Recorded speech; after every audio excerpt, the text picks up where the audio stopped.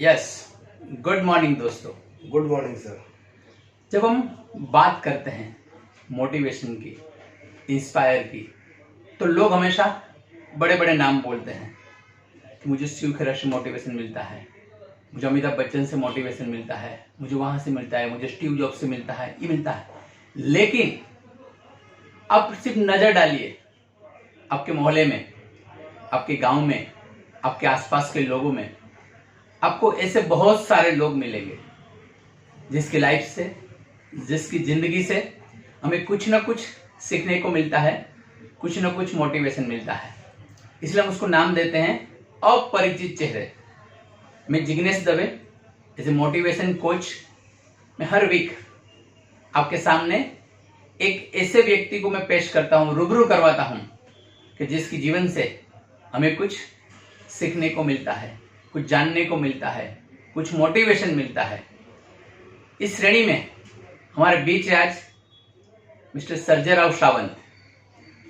इस सर्जेराव जी का संपर्क एक बुक के जरिए मुझे मिला था, शून्यतून शिखराकडे।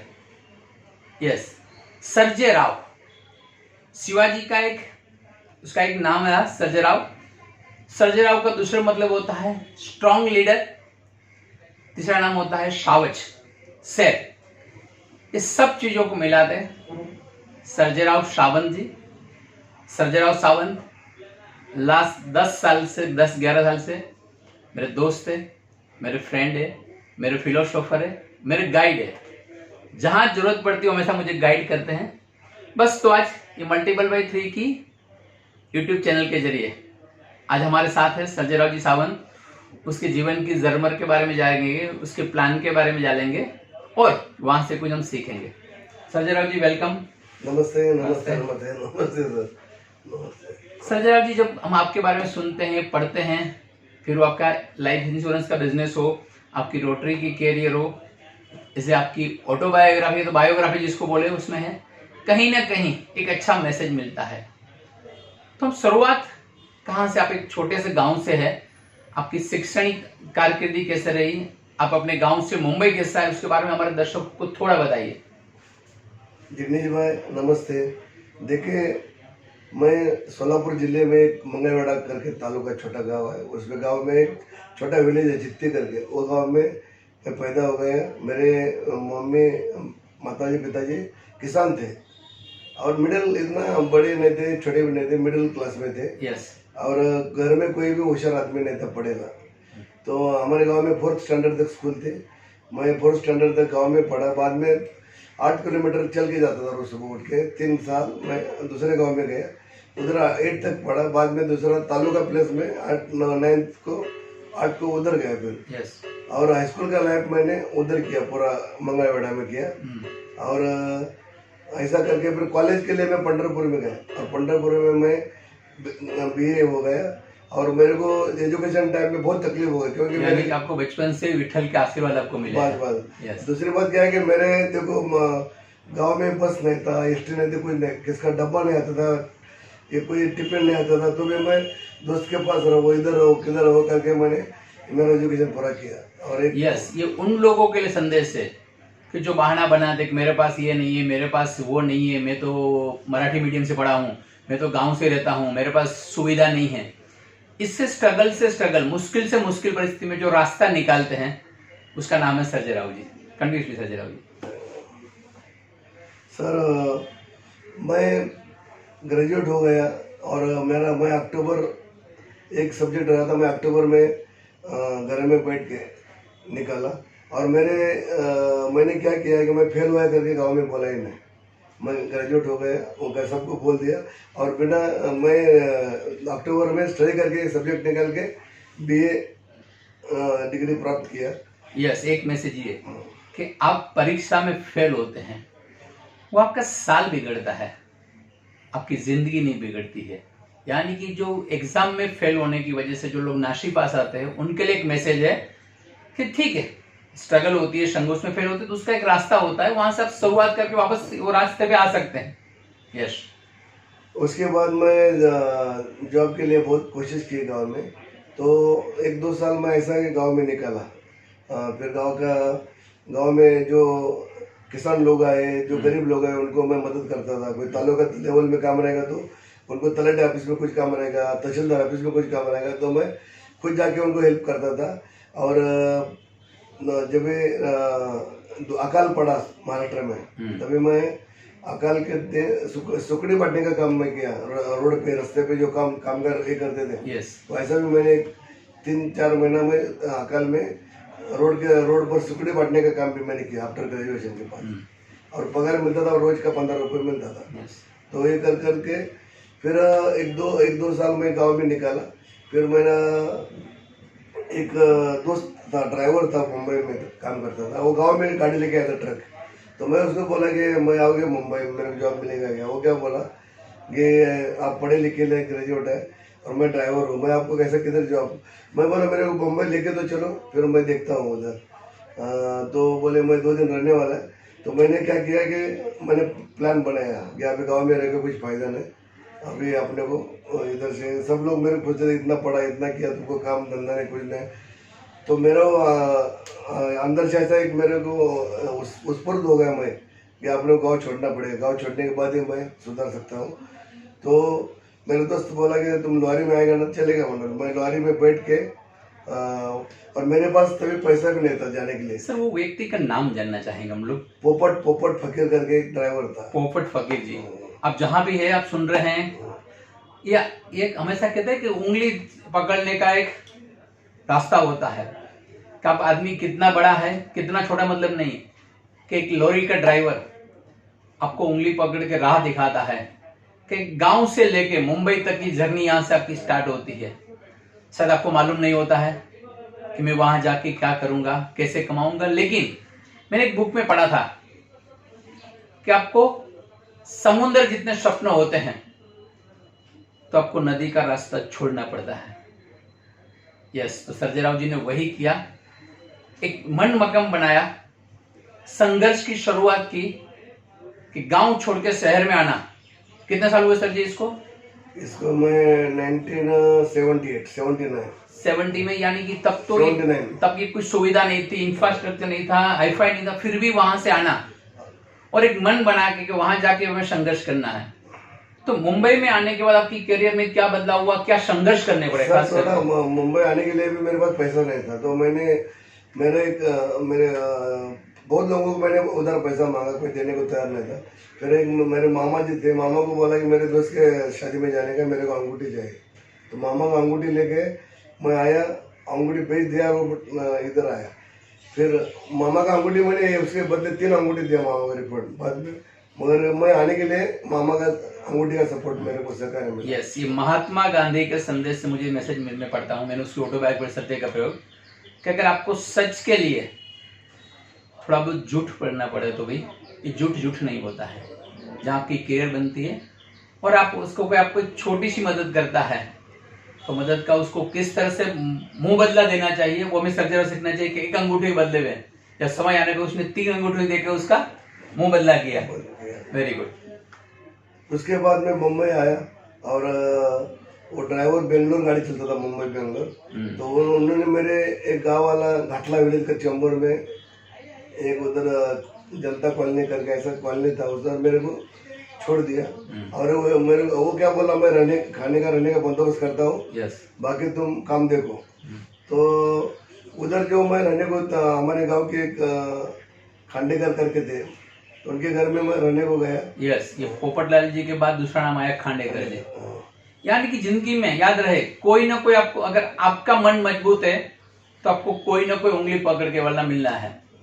और ये मैं सर्जेराव जी हमेशा आप भी नहीं भूले होंगे, ऐसे लोगों को लाइफ टाइम हमें याद रखते हैं कि पोपटलाल हो, छोटे बंदा हो, खांडेकर जी हो, वो हमारी लाइफ को हमें एक रास्ता बनाने के लिए हमारे लिए राहतबार बनते हैं।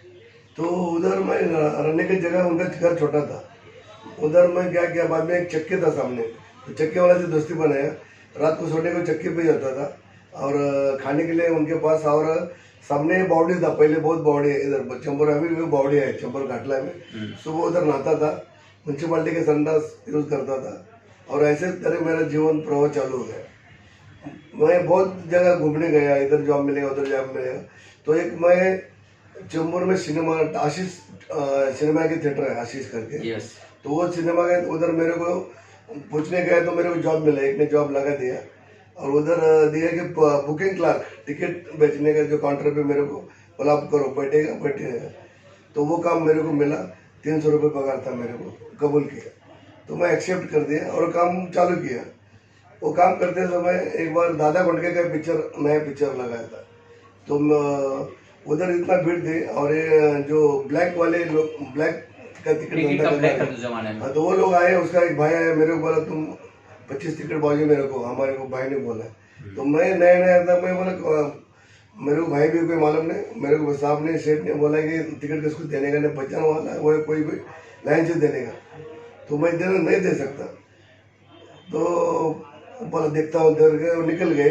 फिर पिक्चर छूटा और बाद में रात को 10 बजे उनका गैंग आया पूरा, और मेरे पेट में चाकू रखा, बोले तुम मालूम नहीं है, ये भाई आया।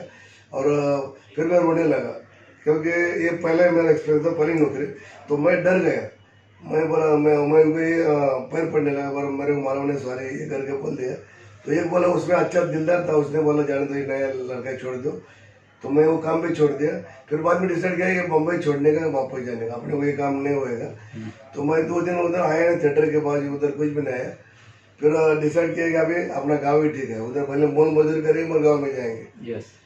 फिर ऐसा करते मैं 8 दिन बैठा। फिर वो दोस्त मेरा बेंगलोर गया था ट्रिप मारने को, तो उसका वेट करते करते पोपट भाई, तो वो उसको उससे पैसा भी लेने का था जाने के लिए, उसको बोलने का भी था।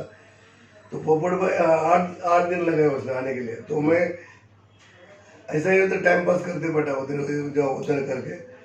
फिर पोपट आया, पोपट बोला कि बम्बई मत छोड़ो, उसने समझा कि वो तो चलता है, दूसरा नौकरी देखो। फिर मेरा एकदम मैं डर खाया था, क्योंकि मैं जब उसने चाकू को मारता तो मैं खराब मार जाता था। तो मैंने डिसाइड किया कि अभी क्या करें। फिर बोला अभी 4 दिन देखो, दूसरी जगह नौकरी देखो, उसने समझा है। फिर वो एक डॉक्टर का कंपाउंडर था, वो बोला कि मैं भी देखता हूँ नौकरी उधर। वो एक डॉक्टर था, उधर पहचान हो गया था। फिर ऐसे करते करते मैं गोवंडी बस स्टॉप पे हम ऐसे खड़े थे, तो उधर एक बाजू में बस के लिए एक जोड़ी खड़ी थी, और उनका लैंग्वेज जो भाषा चालू थी बोलने का, वो मेरे गांव के देश से लगे। और बोलते बोलते वो बोले सोलापुर। मेरे को अच्छा लगा, ये बोला अपना गांव के लोग हैं, अपना कोई है, अपनी मिट्टी की खुशबू मिली वहां से। एक अच्छा लगता है जब हम अनजाने लोगों के साथ होते हैं, तो वहाँ हमारा कोई भाषा बोलने वाला, हमारी बात करने वाला हमको मिलता है, तो हमको लगता है कि हम लोग अपनी मिट्टी से वापस जुड़े हैं। तो मैं उनको बोला, मैं गया, अच्छा मैं आप किधर गए, तो बोला मैं मंगाईवेड़ा गया। तो मैं इतना खुश हो गया, मैं भी उधर का हूँ मंगाईवेड़ा का। तो हमारा गाँव, ये गाँव छोटा है, उनका भी गाँव बोला। और वो टेलीफोन फैक्ट्री है ना देवनार में, उधर काम करते थे, श्री हेगड़े नाम था, हेगड़े। हाँ, यानी कि आपकी लाइफ में तीसरा राबर हेगड़े फैमिली। तो मैं उनके पास रोने लगा, ऐसा ऐसा बोला सब पूरी। तो बोले आप बेटा चिंता मत करो, चलो अभी हमारे घर पे लेके जाते हैं, उधर चाय पानी करके आओ वापस। फिर वो टेलीकॉम कॉलोनी देवनार, तो उधर मेरे को लेके गए।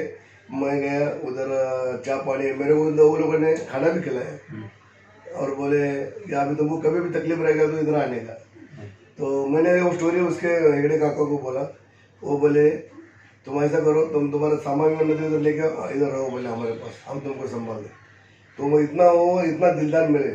और वो थोड़ा से अपना ये थे, अपना क्या हैंडीकैप थे थोड़ा सा, मगर मेरे लिए उतना इतना ये कर दिए कि जैसा मेरे को एक नया माँ बाप मिला, ऐसा लगा। और उन लोगों ने मेरे को एकदम दत्तक लिया, ऐसा किया, और उनके साथ में रहना चालू किया।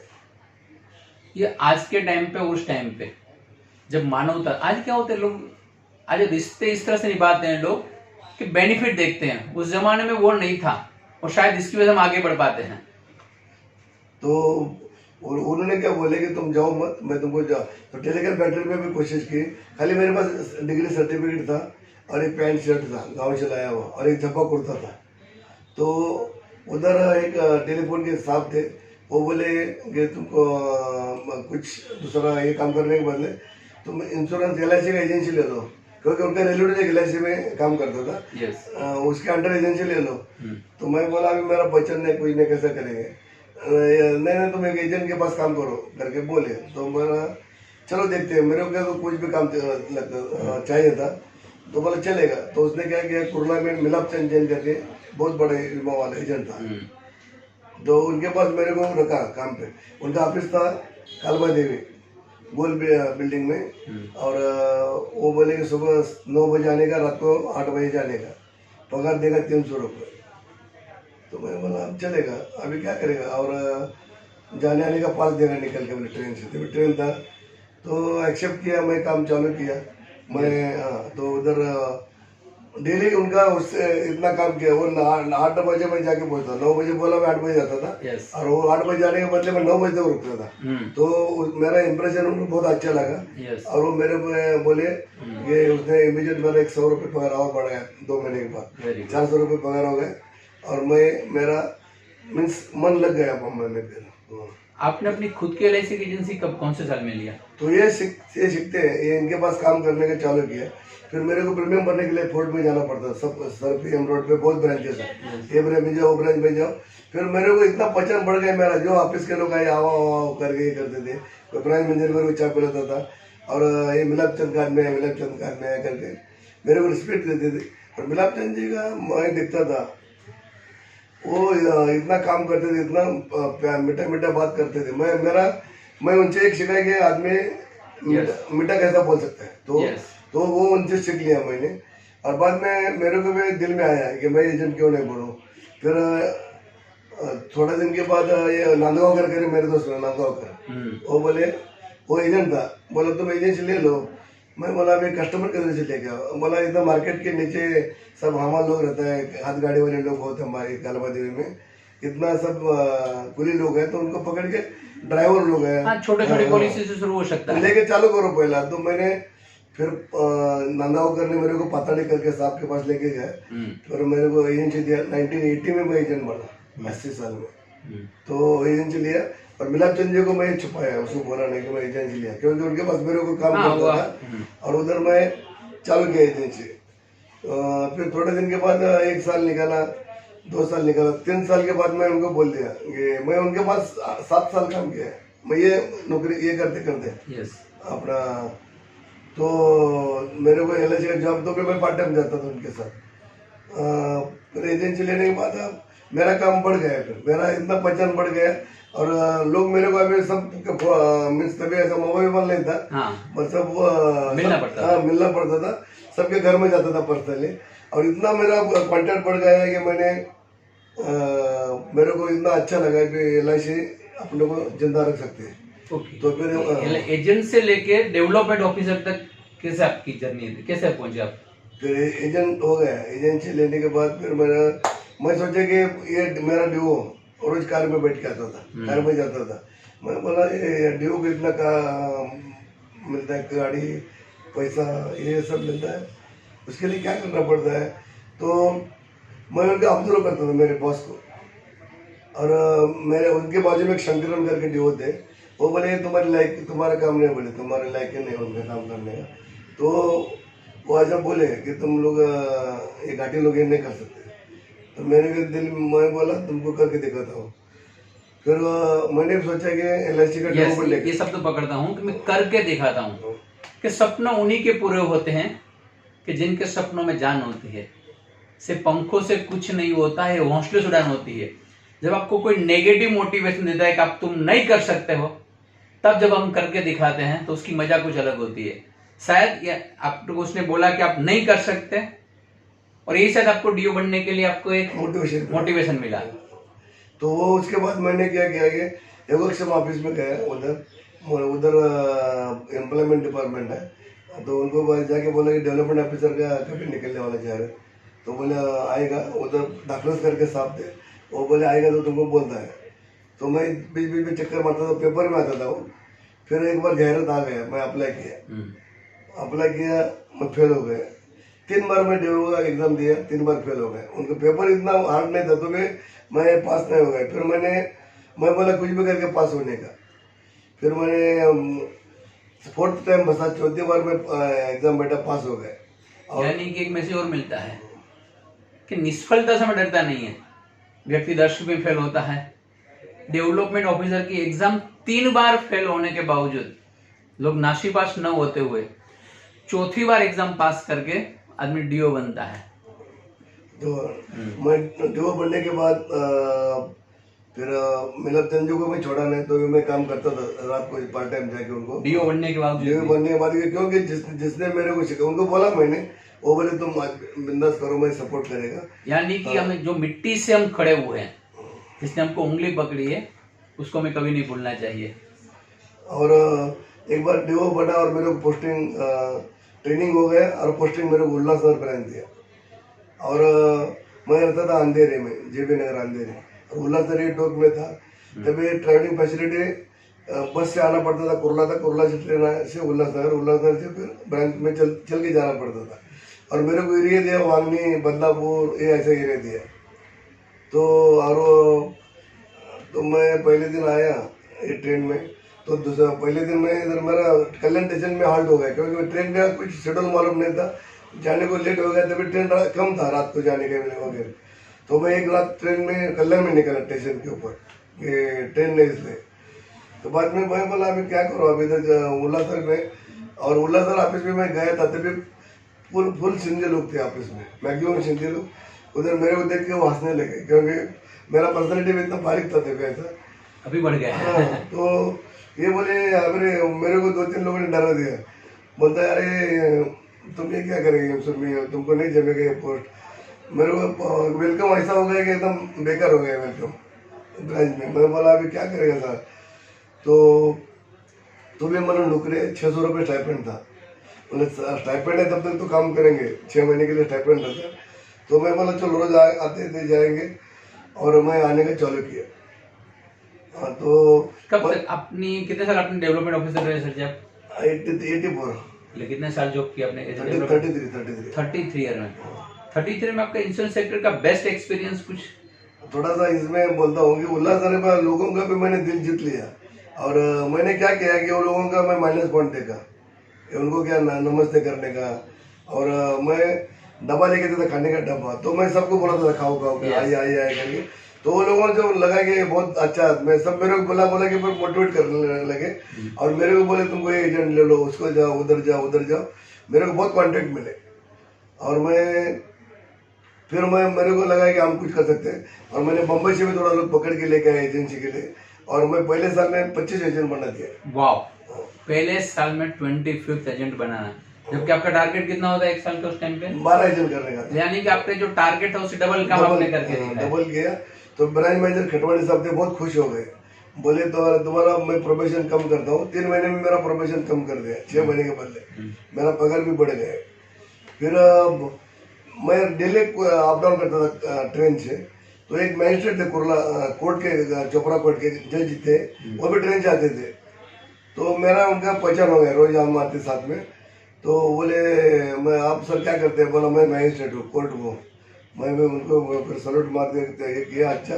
फिर उनका बैग पकड़ के मैं उधर तक छोड़ता था, नीचे थे गाड़ी तक थे। तो उनका फिर ऑर्डर लेता था, ये करता था आगे से।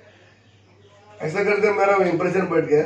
फिर एक बार ब्रांच मैनेजर को फंक्शन था ऑफिस में, बोले चीफ गेस्ट चाहिए। मैं बोला सर मैजिस्ट्रेट को मैं ला सकता हूँ, कोर्ट के मैजिस्ट्रेट।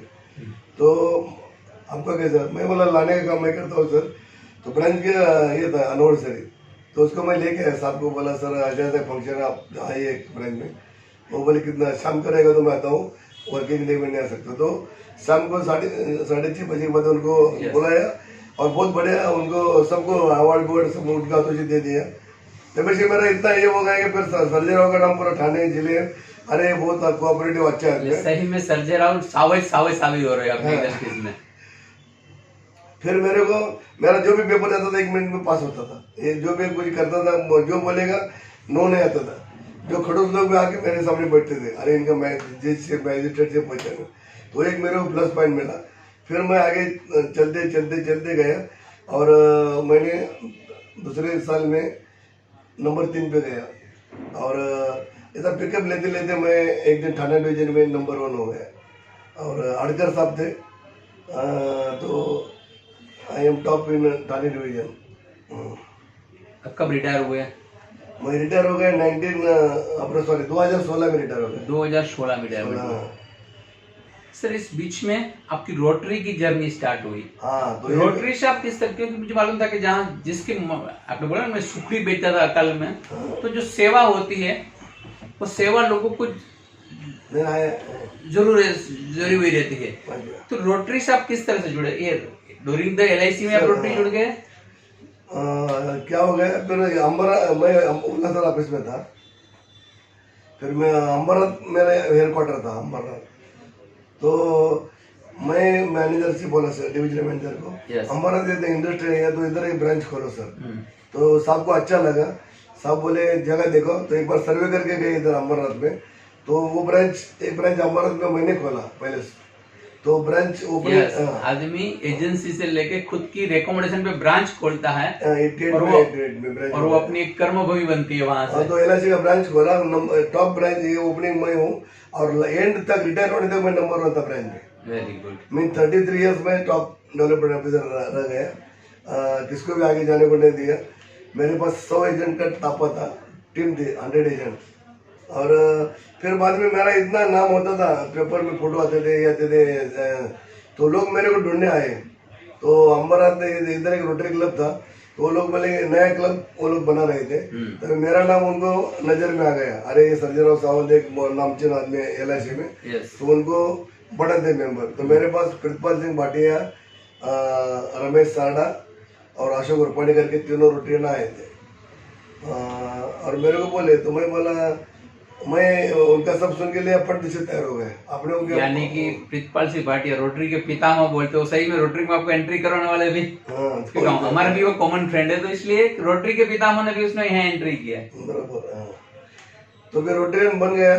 रोटेरियन बनने के बाद फिर मैं बोला मेरे को कुछ काम दे दो, खाली मेंबर नहीं बनेगा, काम करेगा वहाँ। तो मेरे को ट्रेजर बना दिया पहला रोटरी क्लब अमरनाथ ईस्ट का।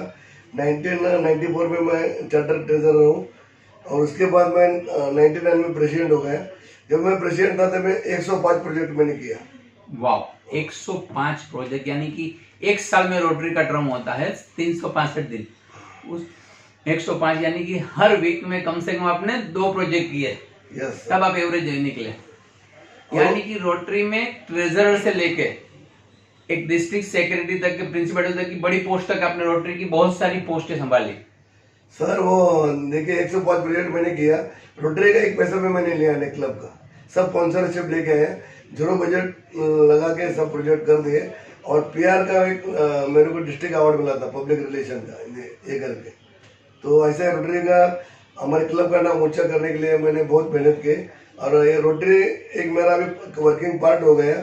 और LIC एक मेरा एक माँ जैसा मैं LIC को मानता हूँ, और रोटरी मेरे एक सेवा संस्था है। और बाकी सामाजिक कार्य मेरे करते करते मेरे को बहुत लोग सामने से मेरे बहुत संस्था आते हैं सामने। कहते हैं कि हर सफल पुरुष के पीछे, कि निष्फल पुरुष के पीछे जो भी होता है उसके पीछे एक स्त्री का हाथ होता है। तो आपके जीवन में आपकी पत्नी क्या योगदान रहा आपको संघर्ष के टाइम पे? आपकी शादी कब हुई? उस टाइम पे आपने जरा ये भी किस्सा बोलता हूँ। पहला तो मेरे को लड़की कोई देते नहीं थे, क्योंकि मेरा जॉब भी नहीं था, मेरा LIC का नौकरी भी पक्का नहीं था। मैं जाता था तभी वो तो पूछते थे क्या करता है, वो करता है। और मेरे को ये जो मैं अभी मेरी औरत है वो अंधेरी में रहती थी, बॉम्बे पार्ली टर्क में पढ़ी ले, और उनका गांव से रेफरेंस आया कि ऐसा ऐसा अंधेरी में एक रेफरेंस है, आप उधर जाके देखो, पहचान निकालो। तो मैं और एक मेरा दोस्त था सुरेश कोड़ी करके, मंत्रालय में काम करता था, उनको लेके गया मैं, जरा थोड़ा सीनियर था वो।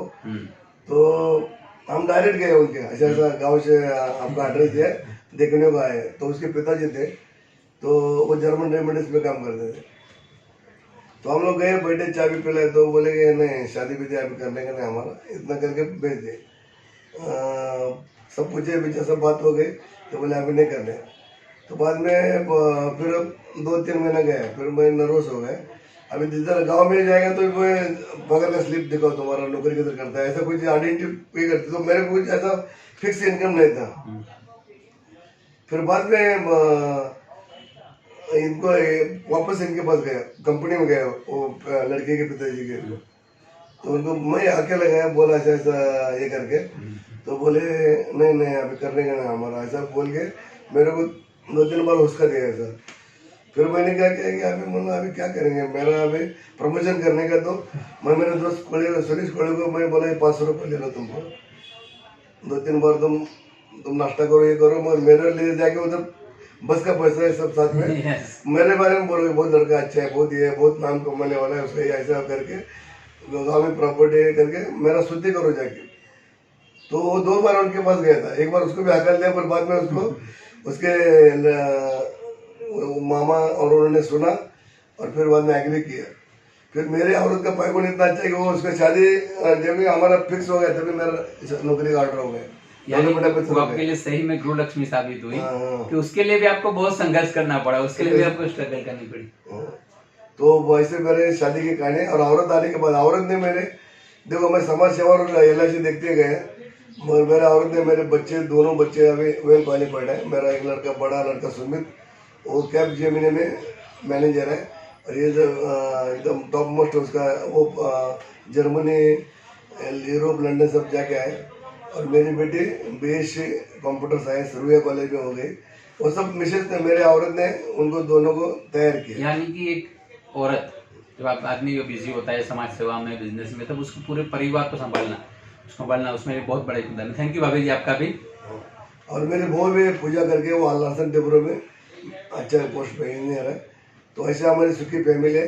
और मेरे को तो मैं बोलता हूँ कि मेरे जैसा गांव में, इसलिए मैंने खुद का बायोग्राफी बना दिया कि मेरे जैसे मेरे गांव के लोग सुधरना चाहिए। Yes. मेरा अनुभव सबको मालूम पड़ना चाहिए। बुक पढ़ रहा था शून्यातुन शिखरागढ़, यानी कि सर्जेराव की कहानी सही में शून्य से लेकर जिसको बोलते शिखर तक पहुंचना। हम इंटरव्यू में देखा, हमने बात सुनी कि खेड़े गांव से लेकर जहाँ कुछ पता नहीं है वहां से शुरू करके रिटायरमेंट हुए। What next? देखिए अभी मैंने मंगलवाड़ा मित्र मंडल करके मुंबई का जितने भी लोग हमारे गांव से आए, दहिसर से लेके चर्चगेट तक, इधर पनवेल से लेके मेरा भाईंदर तक, सबको मैंने इन्वाइटेड करके मैंने बड़ा मित्र मंडल बनाया, मुंबई मंगलवाड़ा मित्र मंडल करके। बाद में मैंने 1973 SSC बैच का एक गेट टुगेदर मैंने किया आफ्टर 40 ईयर्स के बाद। सबको मैंने इकट्ठा किया था और बहुत बड़ा रंगीला कार्यक्रम हमने जो स्कूल में पढ़े उधर किया था। तो ऐसे मैंने अचीवमेंट किए। और मुझे क्या है कि मेरे देखो फेसबुक में 4000 फ्रेंड है मेरे। आज रोटरी के मेंबर इतना डिस्ट्रिक्ट के नहीं, उतने मेरे फ्रेंड्स हैं। तो मेरे को क्या है कि मेरे को रोज मैं 4-5 फ्रेंड बनाता हूँ, 4 दोस्त बनाता हूँ, और उनसे अपने को अपेक्षा नहीं करता कि मेरे को इससे कुछ फायदा हुए। वो मेरे से जुड़े और वो भी अच्छा मेरे जैसा बने, ऐसी मेरी एक अपेक्षा है। रोटरी, कब रोटरी में गवर्नर सबसे बड़ी पोस्ट बोलते हैं और RI प्रेसिडेंट, शुभेच्छा देते हैं कि आप दोनों पोस्ट पे जल्द से जल्द पहुंचे। आपकी समाज सेवा का जो योग है, आपका गांव का जो मंगलवेरा मित्र मंडल उसका आगे बढ़े, आपके माध्यम से समाज की अच्छी सेवा हो। और सर में आगे एक दो जो यंग जनरेशन इंश्योरेंस सेक्टर में आना चाहते हैं, उनके लिए क्या संदेश है, क्या तैयारी करनी चाहिए, क्या उसका प्रिपरेशन होनी चाहिए? सर कोई भी काम करने का है ना तो दिल से करो, लगन से करो। और दूसरी बात क्या है कि किसको शर्मो मत, बेशर्म रह के काम करना पड़ता है। ऐसा नहीं और नर्वस, देखो एक बार आदमी हो जाएगा तो कोई भी सक्सेस नहीं रहेगा। आज मेरे को जब आया था, मेरे को मराठी भी बराबर बोलने को नहीं आता था, हिंदी भी नहीं आता था, इंग्लिश भी नहीं आता था, मगर आज मैं पोपट जैसा बात करता हूँ because of my means daring और कॉन्फिडेंस। तो सबको कॉन्फिडेंस लेना चाहिए। और दूसरी बात क्या है, देखो मेरा कार्य देखे अमरनाथ में मेरे को अमरनाथ गौरव, अमरनाथ भूषण, अमरनाथ के बहुत बड़े बड़े पुरस्कार मिले हैं मेरे को। बाकी रोटरी में अपना LIC में गोल्ड मेडल मिला है। रोटरी में तो मेरे को RI का क्लब बिल्डर अवार्ड मिला है, सर्विस अवार्ड अवार्ड मिले। और मेरे को सेवा करने के लिए मैं कुछ भी करने को तैयार हूँ। और मैं कभी खुद जाके उधर लड़ेगा नहीं, झगड़ेगा नहीं काम के लिए। सामने से अपने को अपॉर्चुनिटी आएगा तो मैं छोड़ेगा। ओके यस, यानी कि वापस एक बार शून्यतुन शिखरागढ़ है। जिसको भी लगता है कि मेरे जीवन में सब कुछ खत्म हो चुका है, अभी कुछ नहीं बचा है, मैं कुछ नहीं कर सकता हूँ, उसको ये इंटरव्यू बार बार देखना चाहिए, ये बुक को बार बार पढ़नी चाहिए। और जब आपको लगे, मैं सर्जेराव सर का नंबर भी नीचे शेयर करूंगा, जिसको लगे कि मैं नासीपास हो चुका हूँ, मुझे मोटिवेशन जरूरत है कि मेरा ऐसा, तब आपको एक बार सर्जेराव सावंत को मिलना चाहिए। एक सेकंड सर, एक मेरे को बोलने का था कि मेरे को जब मैं बेकार पीरियड में था गांव में, तो मेरे को एक दो दोस्त मैं भूल नहीं सकता, शिवाजीराव पवार और किशोर लुगड़े, उन्होंने मुझे आर्थिक फाइनेंशियल सब मदद की और वो आज तक मेरे फ्रेंड्स हैं। Very good. यानी कि जो हमसे जुड़ते हैं, हमको उंगली को चलना सिखाते हैं, और सर्जेराव जी ने वो याद किया कि जिसने हमकी उंगली पकड़ चलाई उससे 10 गुने लोगों को उंगली पकड़कर सर्जेराव जी ने चलना सिखाया, आगे बढ़ाया है। तो ये जैसे मैं बोलता हूँ कि ये अपरिचित चेहरे, शायद आपको मालूम पड़ा होगा हम इसको क्यों बोलते हैं कि हर मोटिवेशन के लिए आपको बड़े नाम की जरूरत नहीं होती है। ये बड़े नाम है लेकिन हमारे लिए अपरिचित होते हैं, तो उन सबके लिए एक संदेश है। थैंक यू सर्जेराव जी, आपने अपना कीमती समय दिया और इस दिया। थैंक यू सर, धन्यवाद। नमस्ते, थैंक यू जिनेश भाई, आप बहुत अच्छे काम कर रहे हैं और आपको ऐसे ही सहकार्य हमारा जरूर रहेगा। धन्यवाद। Thank you very much.